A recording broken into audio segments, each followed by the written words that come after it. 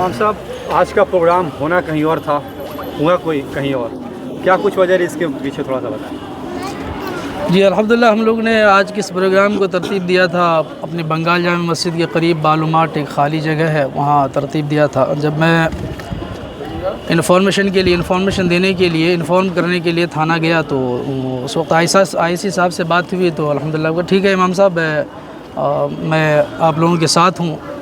लेकिन फिर शाम को मीटिंग हुई, बुलावा आया तो उन्होंने कहा है कि नहीं इमाम साहब, ऊपर से एक ऑर्डर आया है कि लबे रोड जो बिज़ी और मसरूफ़ जगह हूँ उस जगह ये प्रोग्राम ना किया जाए, चूँकि हालात मुर्शिदाबाद में कुछ ऐसे हो गए हैं, इसके तनाज़ुर में मुनासिब है एहतियाती कदम उठाना। तो हमने कहा कि सर इससे पहले भी हमारा प्रोग्राम हुआ है 10 तारीख को, अल्हम्दुलिल्लाह बहुत पीसफुल प्रोग्राम हुआ, किसी तरह का कोई मामला वहाँ नहीं हुआ, किसी तरह की कोई बात नहीं हुई। तो अगर कोऑपरेट करें, इजाज़त दे तो यही हो जाए। तो उन्होंने कहा कि नहीं इमाम साहब, ऊपर से स्ट्रिक्टली ये ऑर्डर आया है। तो हमने कहा ठीक है, जब आदेश आया है तो हम उसका पालन करते हैं। तो उन्होंने कहा, आईसी साहब ने कहा है कि नहीं प्रोग्राम आपका रद्द नहीं होगा। मैं ये नहीं कह रहा हूँ कि प्रोग्राम नहीं कीजिए, प्रोग्राम कीजिए, सिर्फ प्लेस बदल दीजिए। तो अल्हम्दुलिल्लाह चूँकि हम प्रशासन का एहतराम करते हैं, कानून का एहतराम करते हैं, कानून का एहतराम करते हुए हम यहाँ प्रोग्राम किए अल्हम्दुलिल्लाह। आज का जो हालात है, जो पश्चिम बंगाल में जो तशद्दुद बरपा है, आप देख रहे हैं कि मुर्शिदाबाद में क्या हालात हैं। आज सियाल्ला में भी आईएसएफ की रैली निकाली गई, भांगुर में तशद्दुद हुई, पुलिस ने लाठीचार्ज किया। जो हालात है उसको लेकर क्या कुछ कहेंगे? नहीं, ज़्यादती किसी नाम पे तांडव हो रहा, वक्त बिल नहीं, जिसकी तरफ से देखिए, जिसकी तरफ से भी ज़्यादती हो रही है वो ज़्यादती है। हम न ज़्यादती का सपोर्ट कर सकते हैं और नहीं ज़्यादती करने वालों का सपोर्ट कर सकते हैं। लेकिन इस तशद्दुद में सच्चाई 100% नहीं है। कहीं न कहीं उस बिल से ज़हन दिमाग को हटाने के लिए ये तमाम चीज़ें रची गई हैं और ये साजिशों का हिस्सा है कि इसमें लोगों को उलझा करके रख दो, बदनाम कर दो, इसी में लोग उलझ करके रहेंगे और उसके ख़िलाफ़ जो है आवाज़ भी नहीं उठाएंगे और अपने हक़ के लिए वो एक नहीं होंगे, आवाज़ नहीं लगाए। कहीं न कहीं ये साजिश है और जो गलत अगर हो रहा है तो बिल्कुल गलत है, हम उसका सपोर्ट नहीं कर सकते। रहा मामला पर बिल लाने को सोचती है, ला करके रहती है। एक तरफ ममता बनर्जी कह रही हैं कि हम इस रियासत में इस बिल को इस कानून को लागू होने नहीं देंगे, लेकिन जैसे कि आपने बात कही कि सामने 2026 चुनाव भी है, आने वाला तो ममता बनर्जी जीतेंगी तब तो बिल कानून लागू नहीं होगा। और उसके बाद वाला तो मुस्तकिल जो अमल है वो क्या होना चाहिए मुसलमानों, क्योंकि बहुत से मुस्लिम समुदाय के लोग ममता बनर्जी की बातों के यकीन करके प्रोटेस्ट नहीं कर रहे हैं कि ममता बनर्जी ने कहा है कि हम इस कानून को लागू होने नहीं देंगे, लेकिन जब सरकार उनकी रहेगी तब तक, उसके बाद का क्या? नहीं, जहाँ सेंट्रल गवर्नमेंट का मामला है तो चूँकि वो अक्सरियत में है, उनके पास भाई अभी बल है, कानून है, छल बल सब है, तो वो अपने कानून के बल पे ये सब कुछ कर रही है वो गवर्नमेंट। ऐसा नहीं कि कानून जो दस्तूर हिंद है वो साथ दे रही या दस्तूर हिंद के मुताबिक वो तमाम चीज़ें कर रही, नहीं, उनका ये अपना ड्रामा है।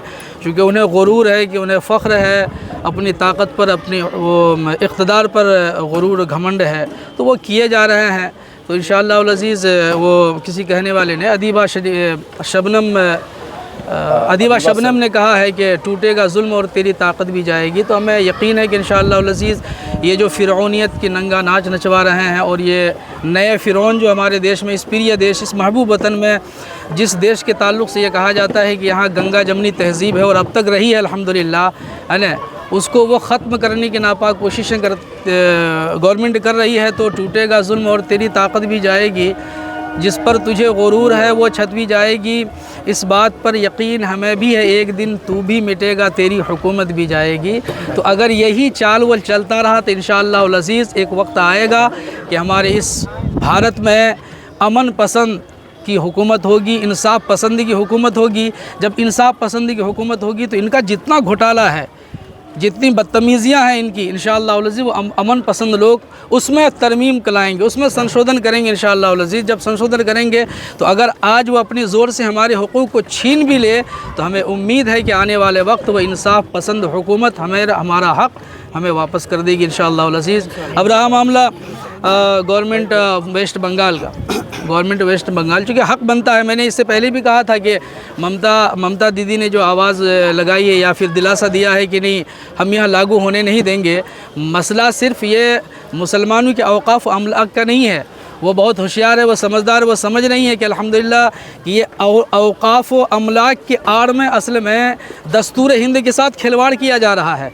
तो हर ज़ी शऊर जिंदा दिल होशमंद के लिए ज़रूरी है कि इसके ख़िलाफ़ आवाज़ उठाएं। इसके ख़िलाफ़ यानी इस बिल के ख़िलाफ़ आवाज़ उठाने का मतलब दस्तूर हिंद की हिमायत करना है, दस्तूर हिंद को बचाना है। तो इस सिलसिले में आवाज़ वो उठाई है और मैं उन्हें आपके माध्यम से मुबारकबादी पेश करता हूँ। उन्होंने कहा है कि नहीं, कानून लागू होने नहीं देंगे, तो बिल्कुल वो जब तक हैं तो यकीनन हमें हम उम्मीद करते हैं कि उनके जीते जी, उनके रहते हुए यानी इक़्तिदार पर जब तक वो कायम रहेंगी इंशाअल्लाह उल अज़ीज़ वो लागू होने नहीं देगी यहाँ। लेकिन मसला ये है कि हमारी लड़ाई सिर्फ़ वेस्ट बंगाल के लिए नहीं, हमारी लड़ाई तो पूरे भारत के लिए है। कानून वेस्ट बंगाल का नहीं है ये तो मरकज़ ने जो कानून बनाया, जैसे सर ने कहा है कि अब तो वो एक्ट हो गया, वो बिल नहीं रहा ना जी। तो हम सभी मिल कर के, हमारी गवर्नमेंट भी, वेस्ट ऑफ बंगाल की गवर्नमेंट भी और यहाँ के सभी आवाम, छोटे बड़े सभी मिल कर के हम लोग वो रास्ता चले, वो काम करें कि उस एक्ट में अब वो तरमीम, वो तब्दीली लाएं जिस तब्दीली की बुनियाद पर तमाम अहले हक़ को हक़ सलामती के साथ मिल जाए, ये कमाल होगा। ताहम चूँकि एक ज़िम्मेदार हैं, उन्होंने कहा है, तो मैं सबों की तरफ से और मजलिस उलमा इस्लाम की तरफ से उन्हें मुबारकबादी पेश करता हूँ। हजरत मजलिस उलमा इस्लाम की इस सभा में बरादरान वतन की भी शमूलियत रही है, कितनी तक़वियत बख्श है, कितनी हिम्मत मिलेगी? जी, वो सबों को पता है कि ये इसमें नुकसान सिर्फ मुसलमानों का नहीं है।